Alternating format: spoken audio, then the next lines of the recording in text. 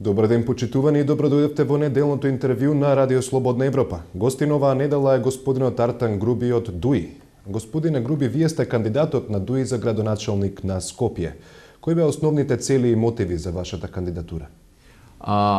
Огромен дел од политичкиот капитал на Демократската унија за интеграција и на господинот Али Ахмети како председател на таа партија беше фокусиран токму во градот Скопје и сметам дека мојата кандидатура е во тој дух и придонесот кој што ДУИ го дава за ојакнување на градот Скопје како политички фактор кај албанците во Република Македонија.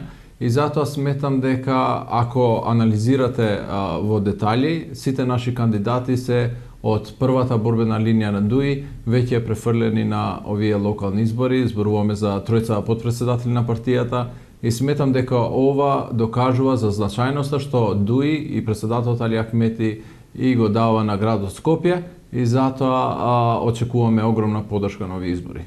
Во медиумите се шпекулира дека вие сте човекот кој по изборите ќе замените Уте Арифи во секторот евроинтеграции. Дали станува збор за реална алтернатива на градоначалничкото место? Не, мислам дека тоа нема да се случи.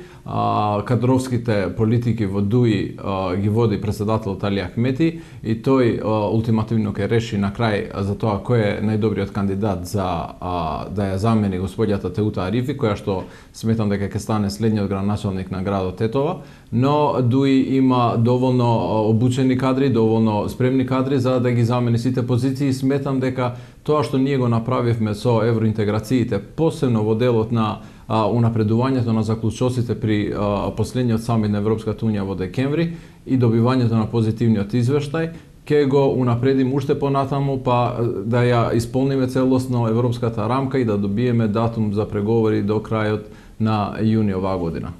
Изборите се организираат во услови на политичка криза, поради која се шпекулира дека може и да добиеме негативен извештај од Европската комисија. Како гледате на целата ситуација и како би реагирале доколку СДСМ ги бойкотира изборите? Европската рамка предвидува 3 прашања, тоа се реформите во земјата во склоп со европските стандарди, нели реформите во судството и така натаму. Другиот дел е развивање на добрососедски односи, посебно со Република Бугарија, и третото е прашањето со името. Значи, сите овие 3 прашања не се однесуваат на актуелната политичка ситуација во земјава, но се согласувам со вас дека тоа е загрижувачки. И сметам дека опозицијската СДСМ треба да го заврши бојкотот и час поскоро да се врати во собранието и да учествува на локалните избори, затоа што така само ќе придонесе на стабилноста на земјава во клучни мигови за иднината на оваа држава. Нас не чека извештај од господинот Санино во април, при крајот на април оваа година и одлука од Европската комисија во јуни за тоа дали ќе започнеме преговори или не. Значи Македонија пред битна одлука и затоа сметам дека СДСМ треба се однесува државнички и да ја прифати својата одговорност да стане дел од целиот овој процес. По официјализирањето на вашата кандидатура, во медиумите повторно се актуализираше вашето учество на инцидентот во Кале. Како сметате дека тоа ќе влијае на вашата предизборна кампања и на кандидатурата воопшто?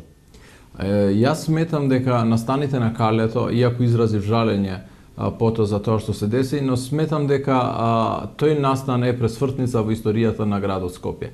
Тој настан стави крај на монетничката, на монокултурната, на монорелигиозната политика и на политиката која што ги третираше другите граѓани во градот Скопје како граѓани од втор ред. Од тој настан па нааму се престана веќе со моноетнички проекти, како што беше да речеме на почетокот проектот Скопје 2014 и се воспостави принцип на консензус и на компромисни решења за се што се однесува на градот Скопје. Градот Скопје неминовно мултиетнички град, мултикултурен град и мултирелигиозен град. И тоа мора да се почитува и од градоначалникот и од сите граѓани на градот Скопје. Затоа сметам дека Калето, иако можеби немил настан, но ќе остане во историјата како пресвртница во градот Скопје на политиките на тоа како ќе се гради иднината. Кои сметате дека се слабостите на вашите против кандидати? И покрај тоа што сте во коалиција на владино ниво, сепак на локално ниво вие ќе бидете против кандидат на Коце Трајановски. Да, сепак сметам дека на Скопје му е потребна младоста. Скопје е весно млад град и на Скопје има потреба од нов дух и посебно да докаже дека Скопје е исто тоа Скопје што сме го наследиле од нашите татковци, од нашите дедовци. И затоа не треба се дозволат експерименти со игри или па политички злоупотреби на верски и национални чувства, посебно во главниот град на градот Скопје. И затоа сметам дека ќе се даде подршка и ја навистина очекувам дека и огромно мнозинство од македонските граѓани исто така ќе гласаат. А дали постои ризик од разгорување на меѓуетничките односи пред изборите, како може да се спречи ваква евентуална злоупотреба? Секогаш кога Демократската унија за интеграција организирала изборни процеси, тие изборни процеси се пофалени од ОПСЕ и ОДИХР. Се сеќавате и во 2011 ние имавме избори по скандинавски терк и тоа беше пофалено во извештајот на меѓународната заедница. Кога ние не сме на власт, како што беше пример во 2008 година, се случува касапани, имавме жртва, имавме 9 ранети граѓани, кое што остави многу лоша слика, посебно за албанците во Република Македонија, но и за целата држава. Јас сметам дека изборите ќе бидат фер, демократски и ќе се одвијат во најдобар можен ред. Сепак страстите се разгоруваат во струга. Се коментира дека секогаш пред избори се разгоруваат тепачките помеѓу средношколците, а најавени се и протести околу поставувањето на македонското знаме. Како гледате на ваквата ситуација? Струга е карактеристично место исто како што и Скопје и сметам дека со диалог треба да се надминат сите недоразбирања што ги имаат граѓаните на градот Струга, се извинам, но исто така сметам дека политичките партии треба да стојат настрана, посебно во процеси како што се територијалната поделба, децентрализацијата и локалните избори за локалната власт, да ги остават граѓаните да изберат најдобро, а не да ги да искенираат било какви ситуации за да произведат меѓуетнички тензии посебно помеѓу младите.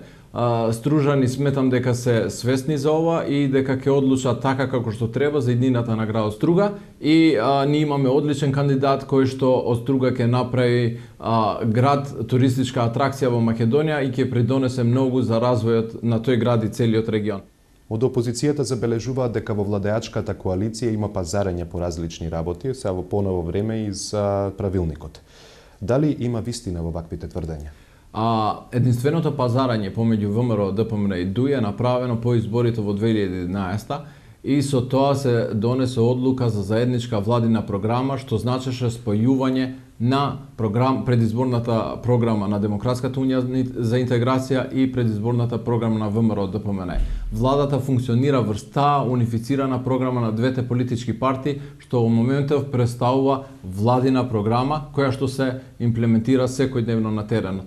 Значи, освен тоа пазарење, ако може условно се каже во 2011, други пазарења ДУИ не прави, затоа што сето тоа што се одвива во собранието, во владата, во сите институции на државата е во однос на тоа да интегрираме земјата што е можно побрзо во НАТО и Европската унија, како и да создадеме клима на толерантност, ќе се повторам, и кохезивност во општеството.